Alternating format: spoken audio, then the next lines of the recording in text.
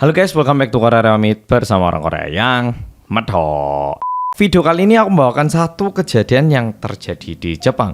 Dan jujur ini kasusnya udah terjadi lumayan lama, tapi dulu aku ngiranya kayak mungkin 5 tahun lagi bakal terpecahkan gitu. Tapi tak tunggu-tunggu, kasusnya ini nggak selesai-selesai. Jadi karena nggak selesai, kasusnya ini tak bawakan buat polo-polo. Menurutku ini kasusnya kayak gimana ya? Kayak kok bisa terjadi sih, kayak bener-bener nggak tahu awal mulanya di mana, terus bagaimana ini bisa berakhir di sini, itu kayak bener-bener nggak paham aku. Nah, jadi langsung kita mulai video hari ini. Kejadian yang mau aku ceritakan ini terjadi di tahun 1989, jadi sekitar 35 tahun yang lalu. Lebih tepatnya pada tanggal 28 Februari tahun 1989. Hari itu ada seorang ibu guru, kita sebut aja Ibu A. Nah, Ibu A ini tinggalnya itu di mes. Nah, ini merupakan mes yang memang dibuat untuk para guru yang ada di daerah Miyakoji. Miyakoji ini katanya dekat Fukushima. Ibu A ini pulang jalan kaki, dan sesampainya di situ Ibu A makan siang kayak biasanya.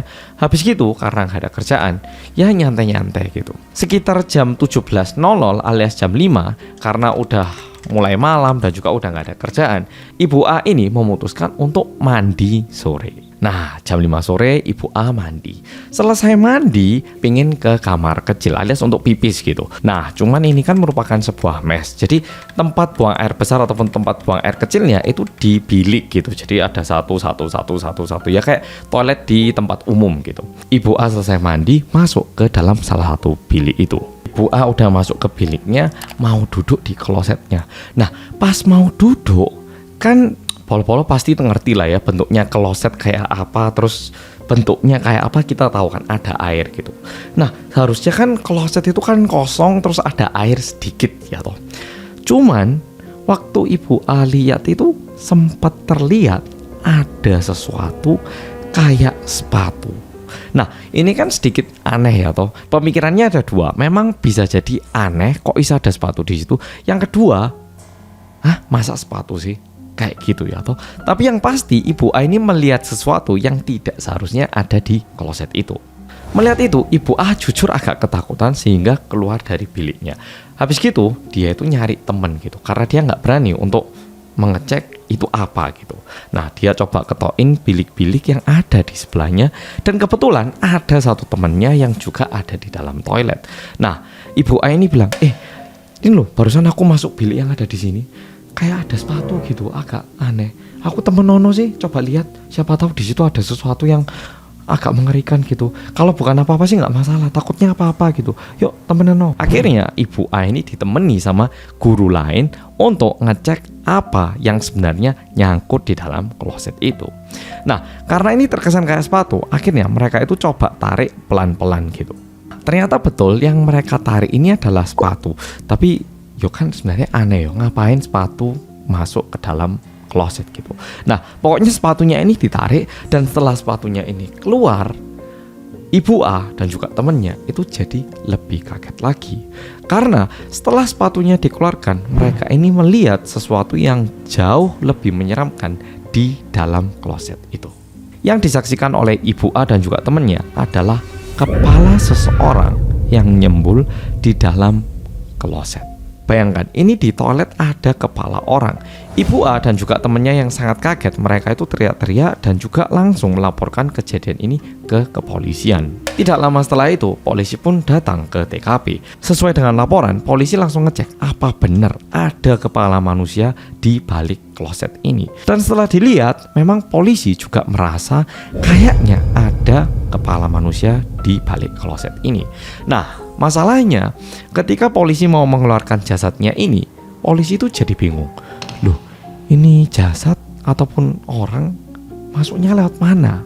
Karena kalau dilihat lubang masuk ke tempat itu cuma ada dua. Lubang dari kamar toilet atau lubang dari luar. Yang satu itu diameternya 20 cm, yang satu diameternya 36 cm. Sedangkan jasad yang ada di dalamnya adalah seorang laki-laki. 20 cm itu biasanya sekitar satu jengkal ini sekitar 20 cm.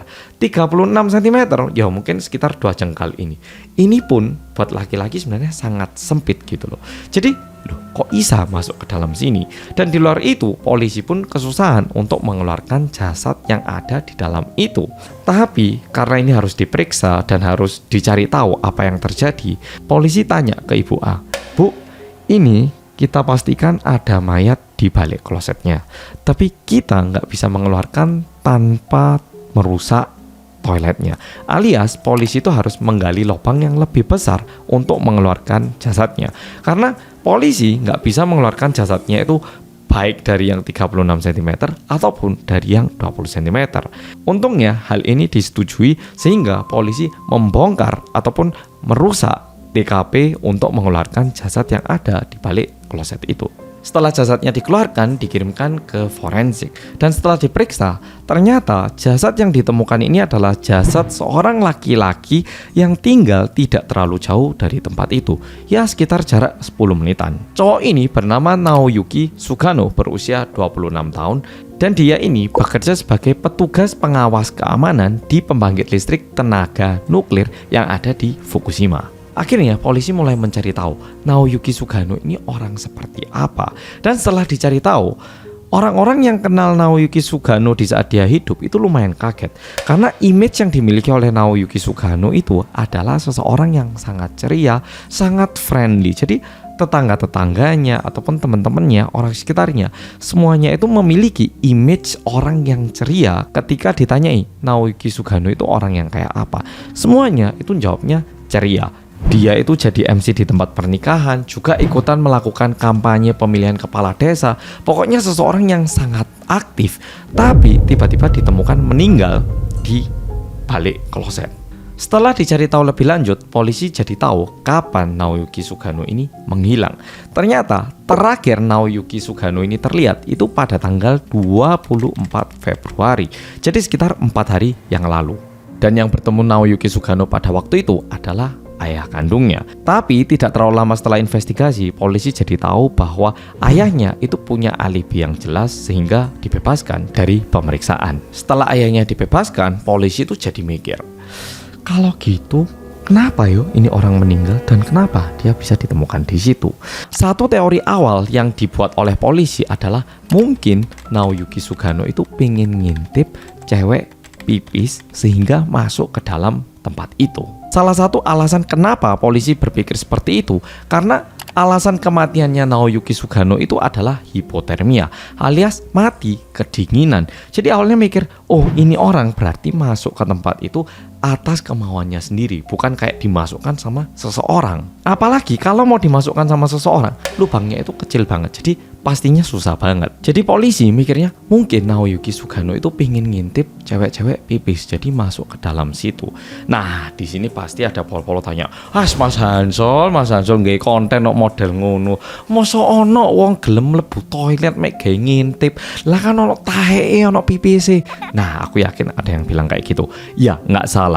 Tapi salah satu pendekatan yang dipilih oleh kepolisian adalah mungkin Naoyuki Sugano ini memiliki fetis yang seperti itu, yang suka mungkin dipipisi ataupun diberakin. Ya, ini pendekatan, oke? Ya, diterima aja.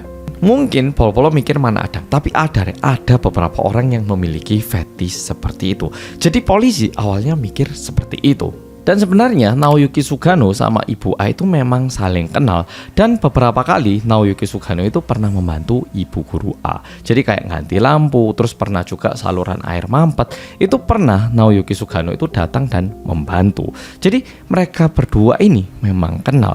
Dan diakibatkan ini sempat ada rumornya kayak gini, Ibu A itu sebenarnya punya tunangan dan Naoyuki Sugano ini adalah selingkuhannya. Dan Naoyuki Sugano sama tunangannya ini, mereka ini saling kenal.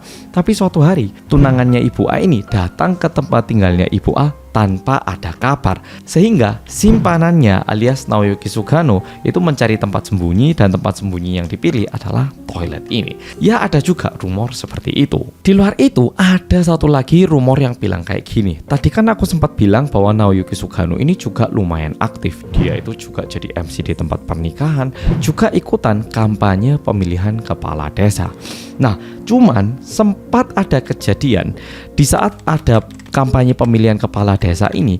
Awalnya Naoyuki Sugano itu mendukung si nomor 1 gitu ya. Tapi tengah perjalanan dia ini tiba-tiba mengubah dukungannya. Jadi yang dulunya mendukung nomor 1 tiba-tiba bilang bahwa aku nggak dukung nomor 1 lagi. Sehingga ada orang-orang yang bilang mungkin Naoyuki Sugano itu tahu sebuah rahasia tentang si nomor 1, dan dikarenakan itu dia memutuskan untuk tidak mendukung lagi, dan diakibatkan itu si nomor 1 berusaha nyuap Naoyuki Sugano, tapi Naoyuki Sugano nolak, sehingga diakibatkan itu dia meninggal. Ada juga yang berpikir seperti itu. Dan di luar itu ada juga orang yang bilang mungkin Naoyuki Sugano itu dibunuh lalu dimasukkan ke dalam itu. Ini juga masuk akal, tapi sedikit kurang masuk akal karena lubang masuknya seperti yang udah aku sampaikan tadi, di luar 36 cm, yang dalam 20 cm. Sedangkan cowok rata-rata itu nggak mungkin bisa masuk ke lubang itu. Ya meskipun kalau dia kurus banget pun yo, nggak mudah Rek. Kalau 36 cm nggak mudah. Dan satu hal lagi yang sedikit aneh adalah sepatu kan biasanya ada satu pasang ya toh. Nah, satu sepatu itu ditemukan di dalam kloset itu tadi yang menutupi mukanya gini. Sedangkan satunya lagi itu ditemukan di tempat mobilnya Naoyuki Sugano itu diparkir. Jadi yang satu di bawah kloset, yang satu di dekat mobilnya diparkirkan. Udah gitu, kunci mobilnya juga masih tergantung di dalam mobil itu. Jadi koyok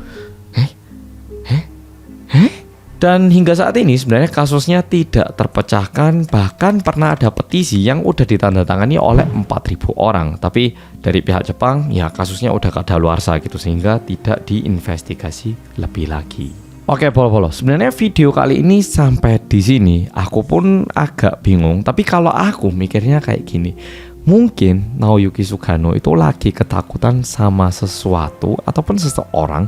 Lalu setelah dia memarkirkan mobil, ini teoriku sendiri by the way, dia memarkirkan mobil dan karena dikejar dia itu lari secepat mungkin sampai salah satu sepatunya itu lepas. Dan tanpa dia sadari, dia itu mencari tempat sembunyi dan dia kebetulan melihat satu lubang yang ukurannya 36 cm itu. Meskipun kecil, dia memaksakan dirinya untuk masuk dan setelah masuk dia berusaha menutupi mukanya sendiri biar tidak ketahuan. Tapi setelah masuk dia nggak bisa keluar sehingga meninggal di situ. Atau mungkin dia mau keluar tapi orang yang dia takuti ataupun sesuatu yang dia takuti itu terus nungguin di lubang masuknya dia sehingga terjepit di situ dan meninggal diakibatkan kedinginan. Ini teoriku sendiri, dan sebenarnya salah satu hal yang bikin kasus ini sedikit kurang objektif adalah ketika polisi mau mengeluarkan mayatnya ini, polisi merusak toiletnya sehingga kita nggak tahu apa kondisi sebenarnya, bagaimana sebenarnya di dalamnya itu kayak apa, kita itu nggak ada yang tahu karena waktu mau dikeluarkan itu dirusak sehingga kita nggak pernah tahu dalamnya itu sebenarnya kayak apa. Ya, jadi video kali ini sampai di sini. Buat polo-polo yang ada teori lain ataupun pemikiran lain, tuliskan di komen. Aku juga pengen tahu pendapat dari polo-polo. Oke polo-polo, makasih sudah nonton video kali ini dan sampai jumpa di video